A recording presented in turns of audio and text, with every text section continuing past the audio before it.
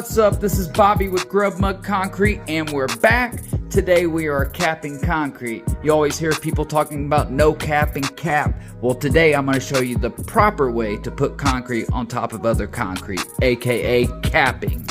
So if you've ever watched any of my videos before, you know that we get that jackhammer out and we do it by hand. You can see that little stoop up there, how it just does not fit in. We need to chip that down 4 inches. That middle pad's going to be staying, and we're jackhammering out this sidewalk. Justin's getting the jackhammer out, and it took him about an hour to tear all this out.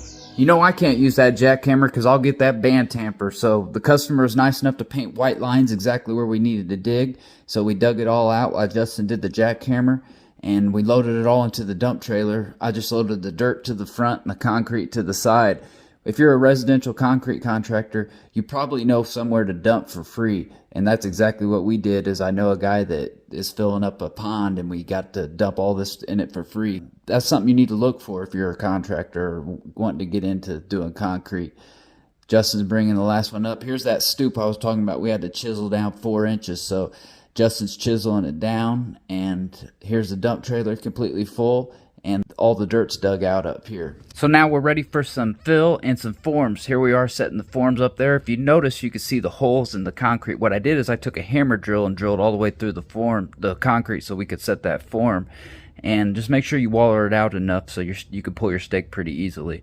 And then just level it across. Even though this has an awning over it, you still want to make sure it has some fall coming out of it.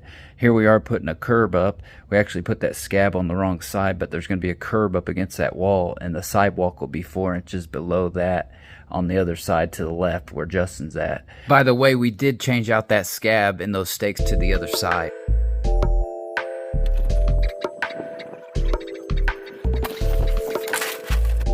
Here we are forming it up. What I'm using is lap siding. It's not a plywood, it's lap siding from 84 lumber. We rip it down into 4-inch pieces, and we get little scabs, and we screw it on with the scabs from the inside. A lot of people say don't screw from the inside, but we pull the board all at once, so it's no big deal. Now we're grading it out. Pretty simple. You just put a board across it, and you want to make it 4 inches thick. And we're just bringing in the last wheelbarrow right here, the stone. Then we'll have to compact it. Here you can see with the drone, you can see a pretty cool shot of how everything turned out. And I fly it up real high so you can see what it looks like from the top. Then what we'll have to do is we'll have to run a compactor on it. And this is a very, very, very, very important step. I talk about it in every single one of my videos. That's how important it is. Now Justin's just chiseling out the rest of the way. If you would, go down there and hit that like button. I use 6 different cameras on this job. So now you can see he's got it all broken out 4 inches down. It's alright to cap concrete as long as it's 4 inches thick and you put some steel over it. It's not always ideal, but on this situation it worked out just fine. How everything turned out.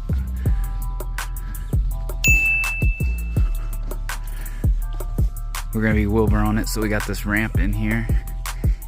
And we'll shovel it in. I'm gonna put plastic up on those walls and make sure it doesn't splatter. When you're doing residential, you gotta really be clean.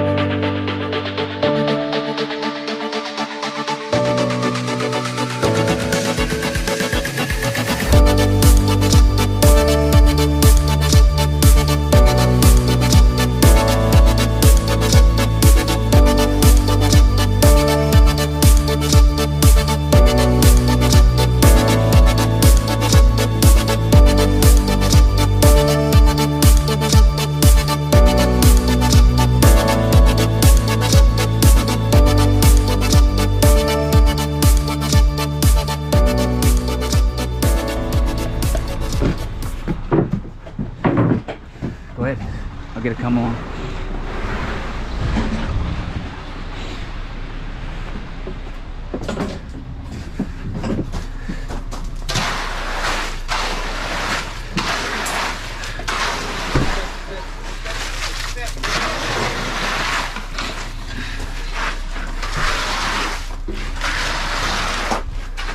High performance, it ought to be all right. I gotta get my gloves. Go ahead and dump it. Dump it. Fine with that. Just a second, will you?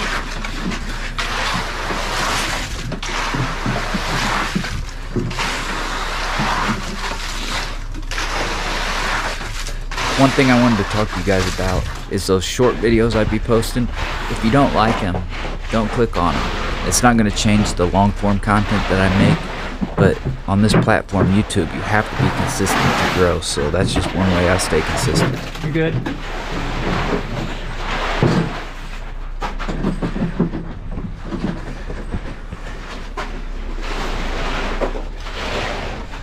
Alright, so you heard me say high performance. What that means is high early. What that means is polar set. If you don't know what any of that means, it means non-chloride accelerator. They do make chloride accelerator, but we don't use that. We use non-chloride accelerator. Why did I use accelerator on this job? Because it was so windy. The top was going to dry out and I wanted the bottom to stay along just the same speed as the top. Got it? Alright, I'm gonna get my gloves. You'll also notice that this concrete is very, very stiff. It's very dry. You want to pour your concrete as dry as you can. That's going to give your maximum strength possible. Somebody on TikTok said that they wouldn't use the ramp, that they would just park the wheelbarrow and lift it up and carry it up there and dump it. And I'm like, man, come on, you ain't doing all that, man. I always try to make my jobs as basically I try to do them as smart as I can, make them as easy as I can on us, because we're a small crew. We only have 3 guys on this job, so think about that. Pull up the street bar a little bit. No, I was talking to the camera.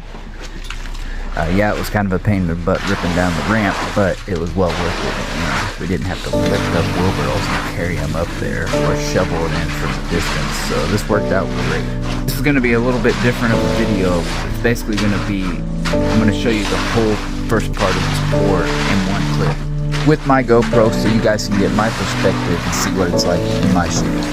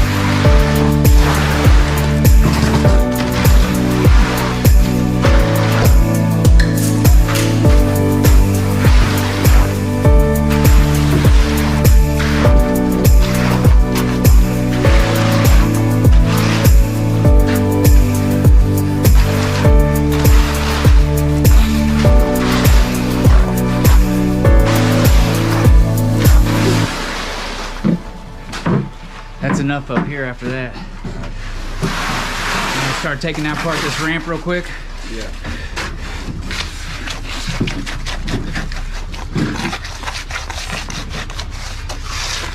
I want you guys to notice how well I'm closing up this wall. The reason I did this is because I knew it was going to be a while until I got back to it. So anytime that you are going to be stressed for time, you want to close up your wall as well as you can so you don't have a bunch of holes to fill later when it's hard. Alright, so maybe I got a little bit behind doing the drone shots and stuff, but it was no big deal. They went ahead and started taking apart the ramp while I was floating this out and striking it off, and then they just kept on wheeling, and then my dad fell back and helped me. But you'll see, I got a time lapse coming up here in just a second, so don't click off.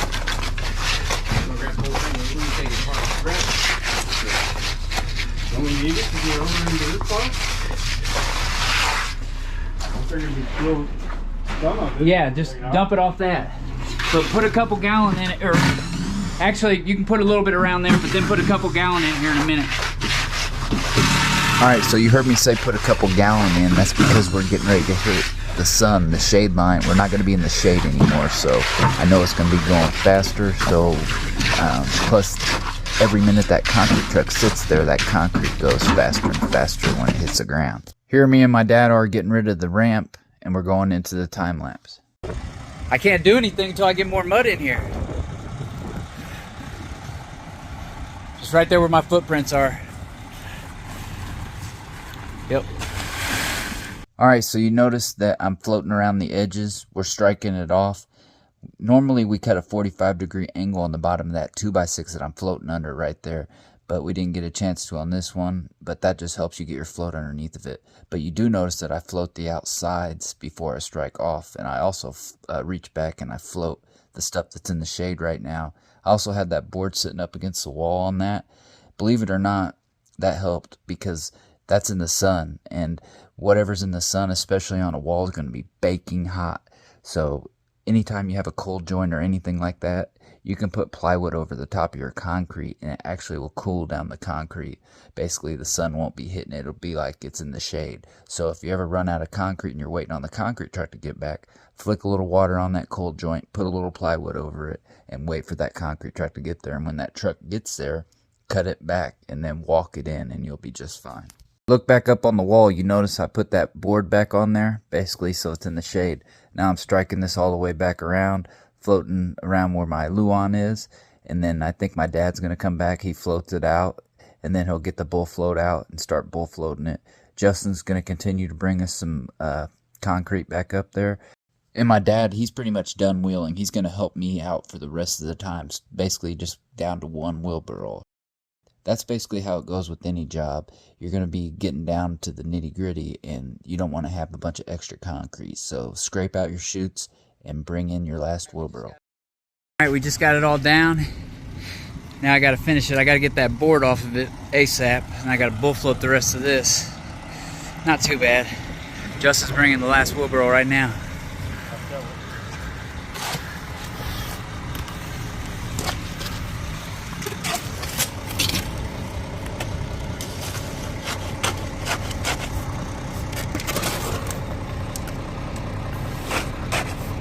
Look at that gangster lean on that wheelbarrow. So Justin's just floating the edges where the bull float lines were, and my dad is starting the edge to go around the existing concrete. And I'm trying to get you guys as much A1 footage as I can. Are we gonna run an edge around that? Yeah. I'll get it when I move that board. Alright, so I had to get up there, so that's why I laid that 2x4 right there. And then I'm just going around cleaning up my edge and edging that curb, and then my dad and Justin are laying out the joints. Now they're cutting them, and I'm just going around and filling in my holes for my pins and pulling all my pins, because you got to stay one step ahead of the game, especially when you're doing stuff in the sun with high early in it. They got the first joint cut in, then you want to float your lines out. I got to clean up all this. I got the stakes pulled. You see the stake holes? Got to pull some of those. So now my dad's out on knee boards. Justin's cleaning up the edges. I'm edging and joining the joints over there.